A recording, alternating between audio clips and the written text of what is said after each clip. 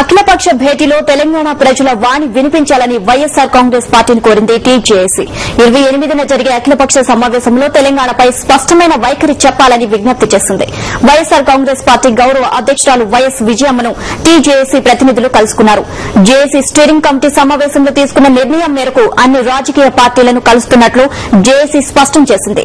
తెలంగాణకు అనుకూలంగా వ్యవహరించని పార్టీలపై 28 తర్వాత నిర్ణయం తీసుకుంటామని వెల్లడించింది.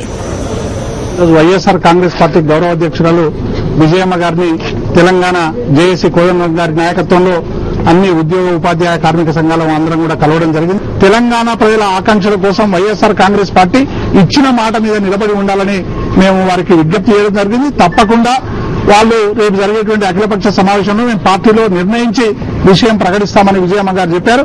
27 నాడు జరిగేటువంటి అఖిలపక్ష సమావేశంలో అన్ని పార్టీలు మాట తప్పకుండా నిన్నటి వరకు ఏ రకమైనటువంటి పద్ధతి అవలంబించిందో, ప్రజలకు ఏ రకంగా నీ సమాధానం చెప్పిందో, ప్రజలకు ఏ అంశంపైనా తెలంగాణ అంశంపైనా ఏ మాట చెప్పి ప్రజలకు వెళ్ళిందో అదే మాట తప్పకుండా అన్ని పార్టీలు అవలంబించాలని చెప్పని మేము అన్ని పార్టీలకు విజ్ఞప్తి చేస్తా ఉన్నాం.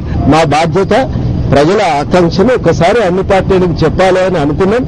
స్టీరింగ్ కమిటీలో దాని ప్రకారం అందరికీ కూడా ఇస్తున్నాం. మా అభిప్రాయం చెప్తాం. చెప్పవలసింది చెప్పినాం, ఆలోచించుకుంటామన్నారు.